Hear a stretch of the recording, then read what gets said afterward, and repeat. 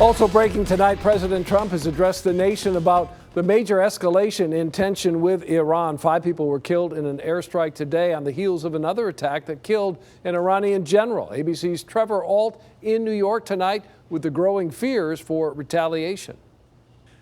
President Trump says the #1 terrorist anywhere in the world is dead. Iranian General Qassem Soleimani killed minutes after he landed at an airport in Baghdad. The president saying he ordered the strike to save American lives. Soleimani was plotting imminent and sinister attacks on American diplomats and military personnel, but we caught him in the act and terminated him. The chairman of the Joint Chiefs of Staff telling reporters there was clear, unambiguous intelligence indicating a significant campaign of violence against the United States in the days, weeks, and months.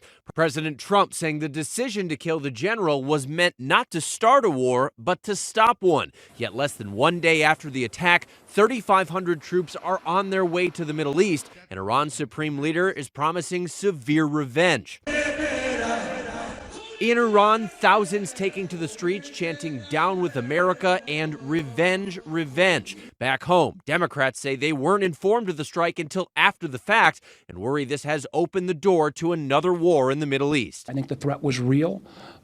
What I don't have confidence in, had the administration fully thought through all the implications of this action. But the president's supporters are lauding the swift military action. This was a preemptive attack to let everybody in the world know, from North Korea, just anybody else, that if you come after Americans on President Trump's watch, you do so at your peril. As retaliation from Iran appears all but certain, President Trump also issuing a warning, saying at an event Friday, if you value your own life, you will not threaten the lives of our citizens. Trevor Ault, ABC News, New York.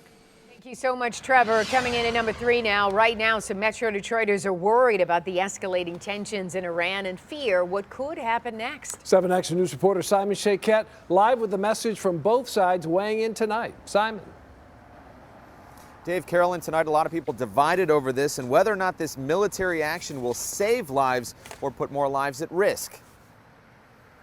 He was a terrorist. He was responsible for more deaths of the U.S. military in Iraq than anyone else, equivalent to an Osama bin Laden or an al-Baghdadi. Retired Army Lieutenant Colonel Rocky Rachkovsky is not holding back on the subject of U.S. airstrikes that killed top Iranian General Qassem Soleimani and other militia members. Rocky says he's also lost a close friend in the Army to a planned attack by that general and believes this step approved by President Trump will actually make the world safer.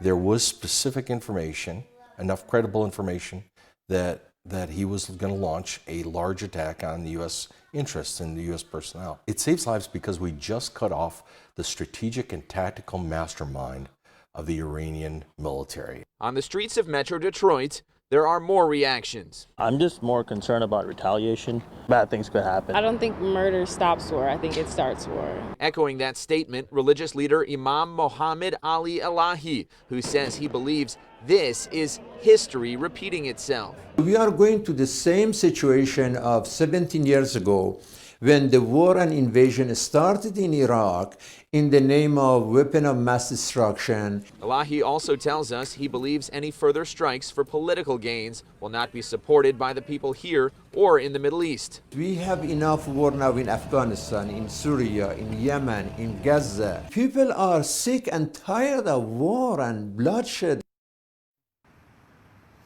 One thing everyone can agree on, they'll be watching very closely to find out what happens next. Reporting live, Simon Shayket, 7 Action News.